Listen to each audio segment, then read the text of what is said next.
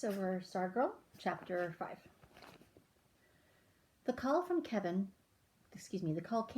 on Friday night. He was at the football game. Quick, hurry, drop what you're doing now. Kevin was one of the few who went to games. The school kept threatening to drop football because of low attendance. They said ticket receipts were barely enough to pay for electricity to light the field. But Kevin was screaming on the phone. I jumped in the family pickup and raced to the stadium. I bolted from the truck. Kevin was at the gate, windmilling his arms. Hurry, hurry, hurry. I threw the $2 admission at the ticket window and raced for the field. See, better up here, he said, yanking me onto the stands. It was halftime. The band was on the field, all 14 of them. Among the students, it was known as the world's smallest standing band. They weren't enough of them to form any recognizable letters of shapes except for their capital I, so they didn't march much at halftime of games. They mostly stood, in 2 rows of 7 each, plus the student conductor. No majorettes, no color guard, no flags, and rifle girls. Except that night. That night, Stargirl Caraway was on the field with them. As they played, rooted in their places, she pranced around the grass on her bare feet and long lemon yellow dress. She roamed from goalpost to goalpost. She swirled like dust devils. She marched stiffly like wooden soldiers. She tootled an imaginary flute. She pogoed into the air and knocked her bare heels together. The cheerleaders gaped from the sidelines. A few people in the stands whistled. The rest, they barely outnumbered the band, sat there with the "what is this" look on their faces. The band stopped playing and marched off the field. Stargirl stayed. She was twirling down the 40-yard line when the players returned. They did a minute of warm-up exercises. She joined in, jumping jacks, belly whomps. The team lined up for a second-half kickoff. The ball perched onto the kicking tree. She was still on the field. The referee blew his whistle, pointed at her. He flapped his hands for her to go away. Instead, she dashed for the ball. She plucked it off the tree and danced with it, spinning and hugging it and hoisting it into the air. The players looked at their coaches. The coaches looked at the officials. The officials blew their whistles and began converging on her. The sole policeman on duty headed for the field. She punted the ball over the visiting team's bench and ran from the field and out of the stadium. Everyone cheered. The spectators, the cheerleaders, the band, the players, the officials, the parents running the hot dog stand, the policeman, me. We whistled and stomped our feet on the aluminum benches. The cheerleaders stared up in delighted surprise. For the first time, they were hearing something come back from the stands. They did cartwheels and backflips and even a 3-tiered pyramid. Old-timers, or as old-time as city as young as Micah was, said they had never heard such a racket at our games before. For the next home game, more than 1,000 people showed up. Everyone but Wayne Parr and Hillary Kimball. There was a line at the ticket window. Their freshman stands ran out of hot dogs. A second policeman was called in. The cheerleaders were in their glory. They screamed up the bleachers, "Give me an E!" And the bleachers screamed back, "E!" We were the Electrons in honor of the town's electronics heritage. The cheerleaders ran with all their routines before the first quarter was over. The band was loud and peppy. The football team even scored a touchdown. In the stands, hands kept swinging to the edges of the field, to the entrance, to the street lamp lighted darkness behind the stadium. The sense of expectation grew as the first half came to a close. The band marched smartly onto the field. Everyone looked around. The musicians did their program. They even formed a small, lopsided circle. They seemed to linger on the field, drawing out their notes, waiting. Finally, reluctantly, they marched to the sidelines. The players returned. They kept glancing around as they did their warm-ups. When the referee raised his arms and blew his whistle for the second half to begin, a sense of disappointment fell over the stadium. The cheerleaders' shoulders sagged. She wasn't coming. On the following Monday, we got shocked in the lunchroom. Bleached blonde and beautiful Mallory Stillwell, captain of the cheerleaders, was sitting with Stargirl. She sat with her, ate with her, talked with her, walked out with her. By 6th period, the whole school knew. Stargirl had been invited to become a cheerleader, and she had said yes. People in Phoenix must have heard us buzzing. Would she wear the usual skirt and sweater like everyone else? Would she do the usual cheers? Did all the cheerleaders want this, or was it just the captain's idea? Were they jealous?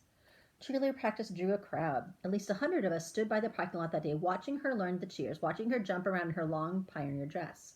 She spent 2 weeks practicing. Halfway through the second week, she wore her uniform, green trimmed white V-neck cotton sweater, short green white pleated skirt. She looked like just the rest of them. Still, to us, she was not truly a cheerleader, but Stargirl dressed like one. She continued to strum her ukulele and sing happy birthday to people. She still wore long dresses on non-game days and made a home of her school desk. When Halloween arrived, everyone in her room found a candy pumpkin on his or her desk. No one had to ask who did it.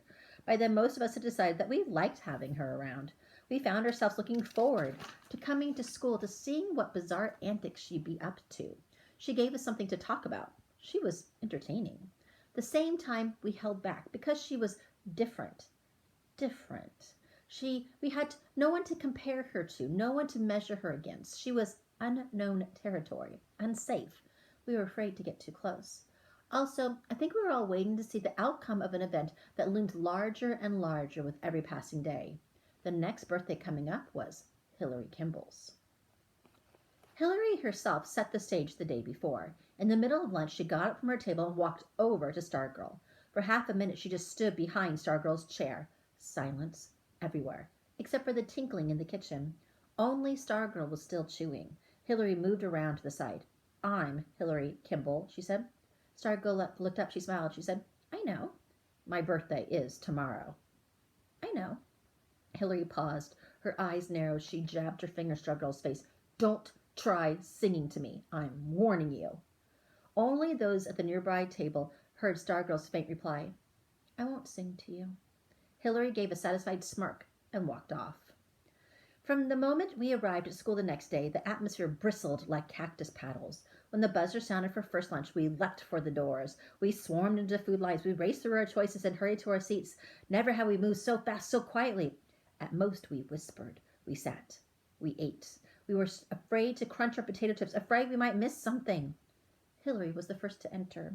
She marched in, leading her girlfriends like an invading general. In the food line, she smacked items onto her tray. She glared at the cashier. While her friends scanned the crowd for Stargirl, Hillary stared ferociously at her sandwich. Wayne Parr came in and sat several tables away, as if even he were afraid of her on this day. Stargirl finally came in. She went straight to the food line, blithely smiling as usual. Both she and Hillary seemed unaware of each other. Stargirl ate.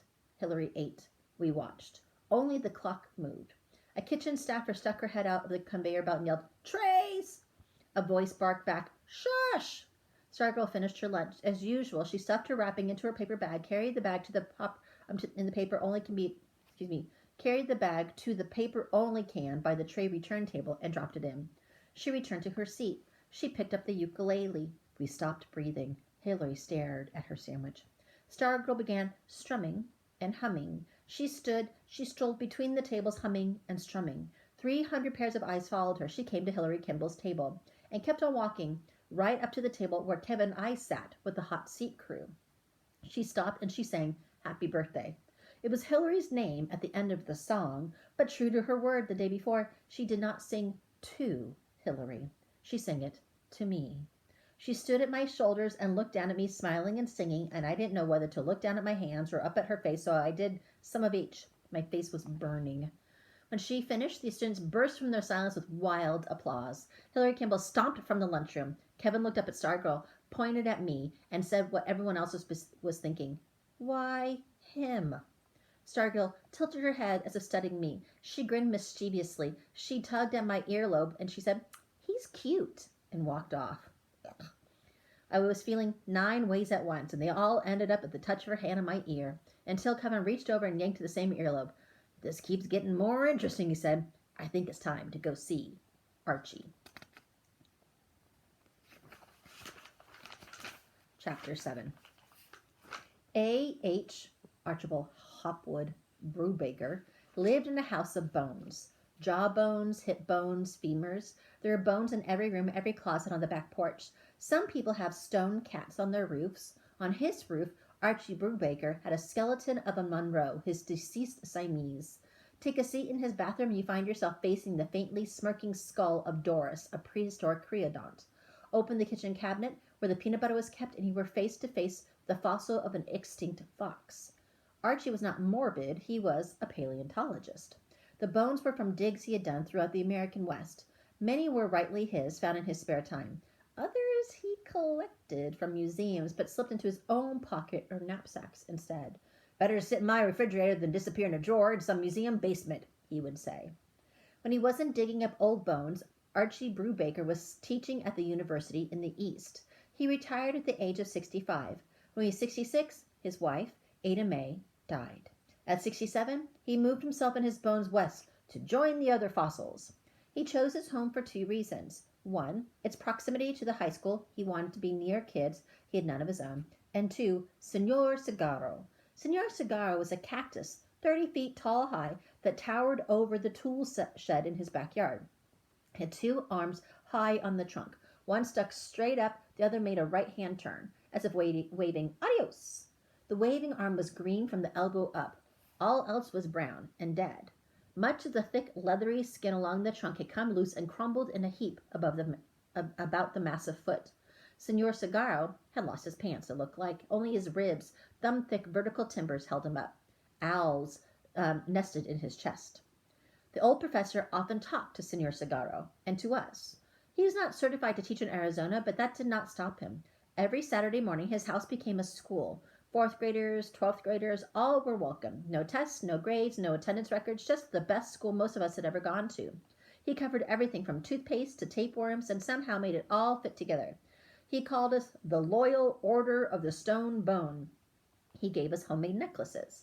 The pendant was a small fossil bone strung on rawhide. Years before, he had told his first class, "Call me Archie," and he never had to say it again. After dinner that day, Kim and I walked over to Archie's.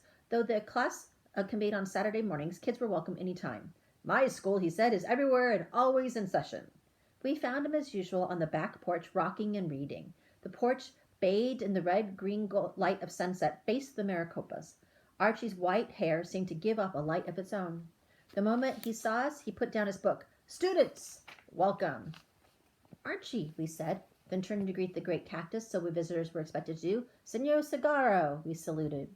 He sat on a rocker. The porch was full of them. "So, men," he said, "business or pleasure?" "Bafflement," I said. "There's a new girl in school." And he laughed. "Star girl." And Kevin's eyes popped. "You know her?" Okay, we're going to stop right here. I'm going to do a second video, but if they get too long, then it doesn't upload right.